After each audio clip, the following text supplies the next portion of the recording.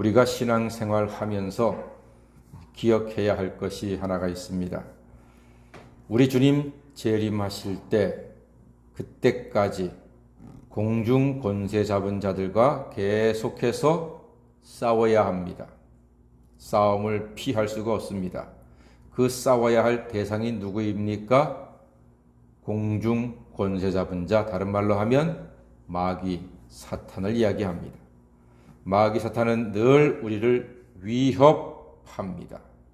위협한다고 했습니다. 마귀가 우리를 이길 수 있나요? 없나요? 없습니다. 마귀는 우리를 이길 수 없습니다.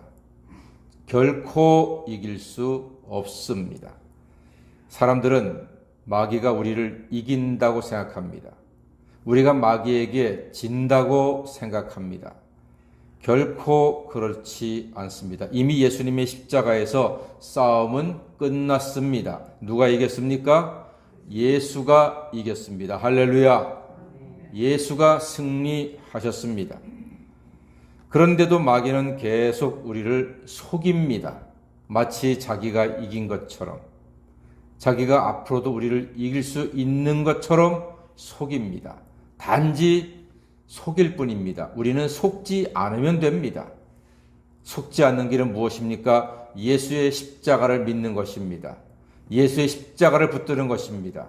그의 부활의 믿음으로 동참하는 것입니다. 예수의 부활이 내 부활이요, 예수 생명이 내 생명임을 믿는 사람, 그 사람은 결코 마귀에게 지지 않습니다. 이것이 우리의 믿음이요 능력입니다. 마귀는 계속 우리를 속이지요. 마치 뭔가를 더 해야 되고 뭔가 힘써 노력해야지만 구원받고 영생을 얻는 줄 속이고 있습니다. 성경은 분명히 선언하셨습니다. 너희가 그 은혜를 인하여 믿음으로 말미암아 구원을 얻었나니 이것이 너희에게서 난 것이 아니요 하나님의 선물이라고 이미 선포하셨습니다. 우리는 이미 예수 그리스도 안에서 승리한 하나님의 자녀들입니다. 그래서 에베소서 6장에서는 하나님의 전신갑주를 입으라, 하나님의 전신갑주를 취하라, 이렇게 말씀하고 있습니다. 왜 그렇습니까? 여러분, 마귀의 괴계를 대적하기 위해서 하나님의 전신갑주를 입어야 하는 것입니다. 하나님의 전신갑주가 무엇입니까? 다 같이 한번 따라해 보십시오. 복음의 신, 진리의 띠, 의의 흉배, 구원의 투구, 믿음의 방패, 성령의 검 곧 하나님의 말씀. 예, 이것이 하나님의 전신갑주, 온 몸을 전신갑주로 입는 것입니다. 그런데 복음의 신, 복음은 곧 예수가 이 땅에 오셔서 우리 죄를 위하여 죽으시고 믿는 자들에게 영생을 주셨다는 사실입니다. 진리의 띠, 예수가 우리에게 복음의 진리, 생명의 진리입니다. 믿음의 방패, 예수를 믿음으로 악한 마귀가 우리를 결코 공격할 수 없습니다. 구원의 투구, 예수를 믿는 사람, 구원의 투구, 결코 마귀가 우리를 칠 수가 없습니다. 안전하게 되는 것입니다. 믿음의 방패 얘기했지요. 그 다음에 검. 예, 검은 무엇입니까? 성령의 검, 곧 하나님의 말씀. 말씀은 곧 말씀이 육신이 되어 우리에게 오신 예수님을 이야기합니다. 그러므로 하나님의 전신갑주를 누구를 이야기하는 것입니까? 예수님을 이야기하는 것입니다. 예수로 옷 입고 예수와 함께 할 때 우리는 마귀에게 결코 질 수 없는 승리하는 하나님의 자녀가 됩니다. 자, 우리가 이 하나님의 전신갑주를 입고 무엇을 해야 하는가? 12절 말씀 보니까요. 믿음의 선한 싸움을 싸우라, 영생을 취하라, 이렇게 말씀하고 있습니다. 오직 예수 그리스도의 이름, 그 부활의 이름으로 믿음의 선한 싸움을 싸울 수 있습니다. 믿음의 선한 싸움은 예수 이름으로 하는 것입니다. 사랑하는 여러분, 다시 묻습니다. 이 싸움은 누가 이깁니까? 마귀가 이깁니까? 우리가 이깁니까? 우리가 이기는 줄 믿습니다.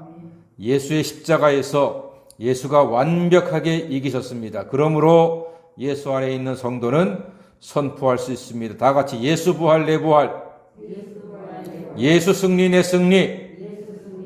아멘. 그래서 이렇게 노래합니다.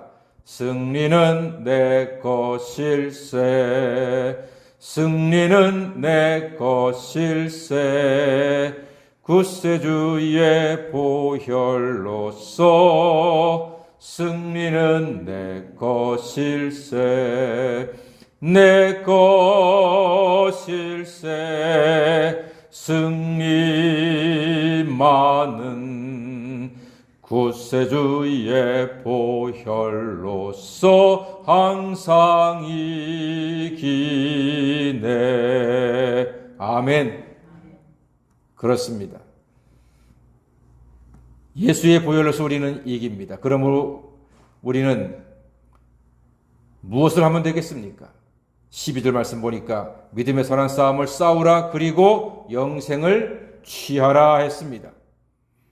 우리는 영생을 취하면 되는 것입니다. 영생을 붙잡으면 되는 것입니다. 영생으로 들어가면 됩니다. 마귀가 방해하는 것이 바로 이 영생입니다.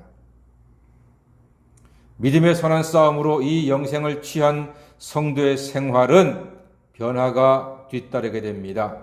자, 17절 말씀 한번 읽어볼까요? 시작.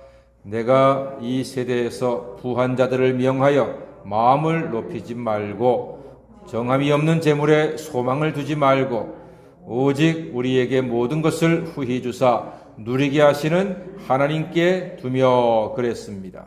예, 우리는 재물에 소망을 두지 말고 후히 주신 하나님께 소망을 두라고 하신 이 말씀. 영생을 취한 사람은 재물이 목적이 아니라 수단일 뿐입니다. 하나님이 주신 재물로 하나님의 사람을 섬기니 하나님을 기쁘게 할 수 있습니다. 어제 말씀에서 그랬지요. 먹을 것과 입을 것이 있으면 뭐 한 줄 알아라? 자족한 줄 알아라. 그때에 참된 인생의 행복이 하나 둘씩 발견되는 것입니다. 이것이 왜 유익합니까? 19절 말씀 보니까요. 이것이 장래의 자기를 위하여 좋은 터를 쌓아 참된 생명을 취하는 것이라고 말씀하고 있습니다. 좋은 터를 찾아 참된 생명을 취하는 것이기 때문에 우리가 하나님께 소망을 두는 것이 중요합니다. 믿음의 선한 싸움으로 영생을 취하시고 선한 사업을 많이 하여 장래에 좋은 터를 쌓는 지혜롭고 복된 성도가 다 되시기를 주님의 이름으로 간절히 축원합니다. 아멘. 기도하겠습니다.